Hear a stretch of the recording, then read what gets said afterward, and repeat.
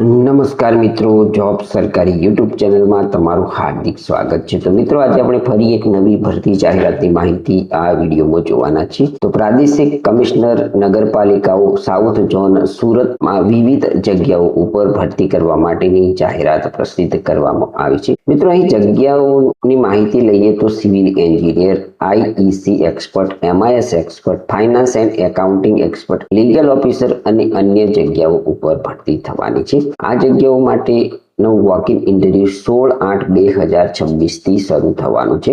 જાહેરાતની વિસ્તૃત માહિતી અહીં જોઈએ। પ્રાદેશિક કમિશનર નગરપાલિકાઓ સાઉથ ઝોન સુરત, સુડા ભવન, ચોથો માળ, આગમ માર્કેટની સામે, વેસુ, અભાવ રોડ, વેસુ, સુરત કચેરીમાં project specialist Shri affordable housing mission, Gandhinagar, GUDC legal SDM cell અંતર્ગત ખાલી પડેલી જગ્યાઓ 11 માસના કરાર આધારિત ભરવાની થાય છે। એ જગ્યાની વિગતો નીચે મુજબ છે।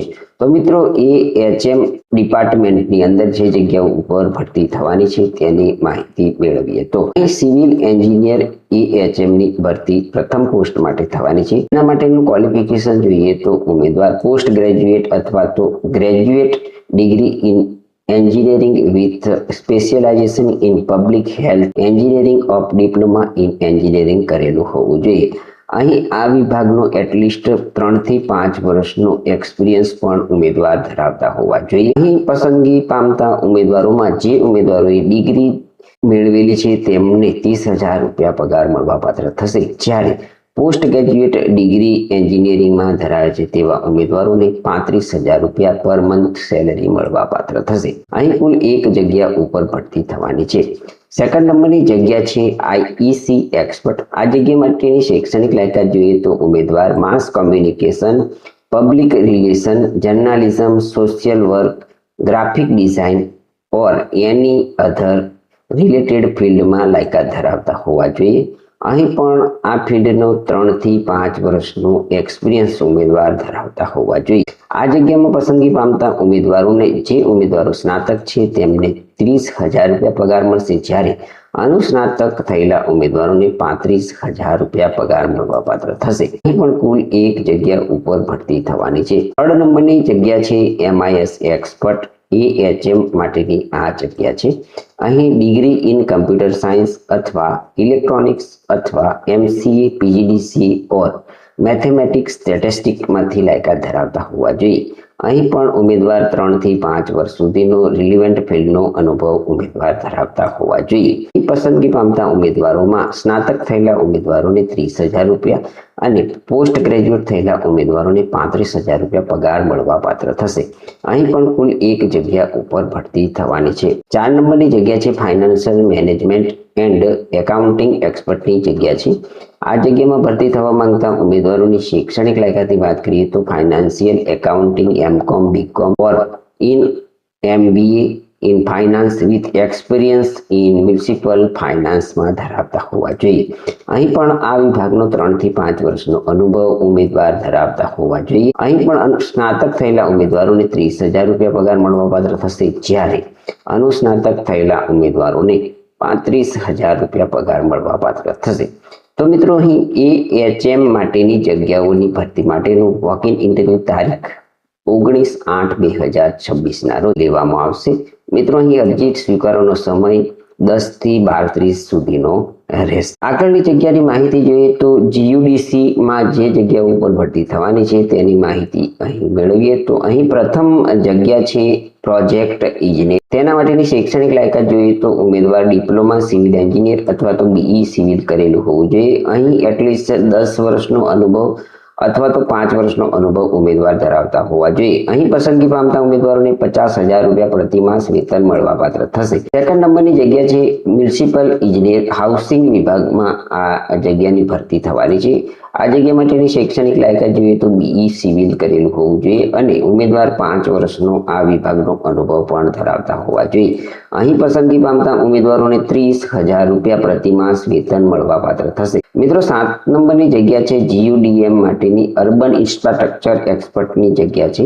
આ જગ્યા માટેની શૈક્ષણિક લાયકાત જોઈએ તો ઉમેદવાર સિવિલ એન્જિનિયરિંગ, અર્બન પ્લાનિંગમાં સ્નાતક અને સિવિલ એન્જિનિયરિંગના ગમે તે ક્ષેત્રમાં અનુસ્નાતક અથવા સિવિલ એન્જિનિયરિંગ કે અર્બન પ્લાનિંગમાં સ્નાતક કરેલું હોવું જોઈએ. અહીં અનુભવની વાત કરીએ તો શહેરી સેવા જેવી પાણી પુરવઠા, ડ્રેનેજ, વરસાદી પાણી નિકાલ, ઘન કચરાનો નિકાલ, હાઉસિંગ, રસ્તા અને પુલોના વિવિધ બાંધકામોનો ઓછામાં ઓછો 5 વર્ષનો અનુભવ ઉમેદવાર ધરાવતા હોવા જોઈએ.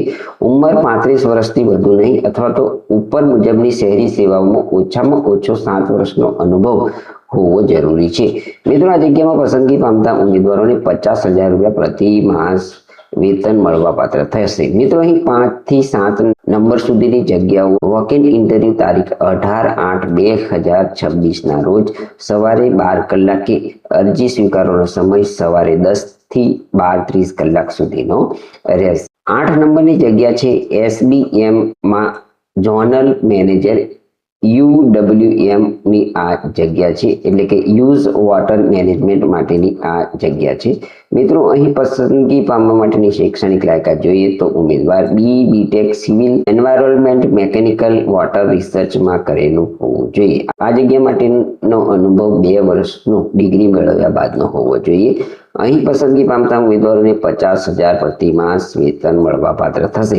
આ જગ્યાનું વોક ઇન ઇન્ટરવ્યુ 18/8/2026 ના રોજ સવારે 12 કલાકે લેવામાં આવશે. અહીં અરજી સ્વીકારવાનો સમય 10 થી 12:30 સુધીનો રહેશે. અહીં પણ એક જગ્યા ઉપર ભરતી થવાની છે. 9 નંબરની જગ્યા છે લીગલ વિભાગમાં લીગલ ઓફિસરની જગ્યા છે. આ જગ્યા માટેની શૈક્ષણિક લાયકાતની વાત કરીએ તો ઉમેદવાર LLB કરેલું હોવું જોઈએ. ની વયમર્યાદા 35 વર્ષથી વધુ ન હોવી જોઈએ. માન્ય યુનિવર્સિટીમાંથી LLB ડિગ્રી મેળવેલ હોવી જોઈએ. ગુજરાત મુલકી સેવા વર્ગીકરણ અને ભરતી નિયમ 1967 ના જણાવ્યા મુજબ કોમ્પ્યુટર કૌશલ્ય પરીક્ષા પાસ કરેલી હોવી જોઈએ. ગુજરાતી, હિન્દી તથા અંગ્રેજી ભાષાનું સંપૂર્ણ જ્ઞાન પણ ઉમેદવાર ધરાવતા હોવા જોઈએ. તો મિત્રો, અહીં અલગ અલગ પ્રકારની આ જે અનુભવ અને નિયમો આપવામાં આવ્યા છે તે પણ ઉમેદવાર ધરાવતા હોવા જોઈએ. અહીં પસંદગી પામતા ઉમેદવારોને 60,000 રૂપિયા પ્રતિ માસ વેતન મળવાપાત્ર થશે. આ જગ્યા માટેનું વોક ઇન ઇન્ટરવ્યુ તારીખ 19/8/2026 ના રોજ સાંજે 4 કલાકે લેવામાં આવશે. અહીં અરજી સ્વીકારવાનો સમય બપોરે 2 વાગ્યાથી સાંજે 4 કલાક સુધીનો રહેશે. અહીં કુલ એક જગ્યા ઉપર ભરતી થવાની છે. તો મિત્રો, ઉપરોક્ત જગ્યાઓ માટે ના વોક ઇન ઇન્ટરવ્યુમાં હાજર રહેવા માટેની મહત્વની માહિતી અહીં કે સૂચનાઓ આપવામાં આવી છે તે આપણે જોઈએ તો ઉપરોક્ત જગ્યાઓ ઉપર પસંદગી મેળવવા ઈચ્છુક ઉમેદવારોએ પ્રાદેશિક કમિશનર નગરપાલિકાઓ સાઉથ ઝોન સુરત, સુડા ભવન, ચોથો માળ, માર્કેટની સામે, વેસુ, આભાવ રોડ, વેસુ, સુરત ખાતે વોક ઇન ઇન્ટરવ્યુ માટે સંપૂર્ણ વિગતો તથા જરૂરી આધાર પુરાવા સાથે સ્વખર્ચે હાજર રહી શકે છે. તેમજ નિમણૂક અંગે આખરી નિર્ણય પ્રાદેશિક કમિશનર નગરપાલિકાઓ સુરત ઝોન પસંદગી સમિતિનો રહેશે. અહીં નોંધ આપવામાં આવી છે કે અત્રેના તાબા હેઠળમાં આવતી કુલ 17 નગરપાલિકામાંથી કોઈ પણ નગરપાલિકા ખાતે ફરજ બજાવવાની રહેશે. તો મિત્રો, આ હતી પ્રાદેશિક કમિશનર નગરપાલિકાઓ સાઉથ ઝોન સુરત ખાતે વિવિધ જગ્યાઓ ઉપર ભરતી કરવા માટેની જાહેરાતમાં અરજી કેવી રીતના કરવાની છે તેમજ વોક ઇન ઇન્ટરવ્યુમાં કઈ તારીખે હાજર રહેવાનું રહેશે તે આપણે દરેક જગ્યાને અનુરૂપ અહીં જોયું. જો તમને આ માહિતી આપતો વિડીયો પસંદ આવ્યો હોય તો અમારી YouTube ચેનલ જોબ સરકારીને જરૂરથી સબસ્ક્રાઇબ કરો, વિડીયોને લાઇક કરો અને તમારા મિત્રોને પણ આ વિડીયો શેર કરો. ધન્યવાદ. આભાર.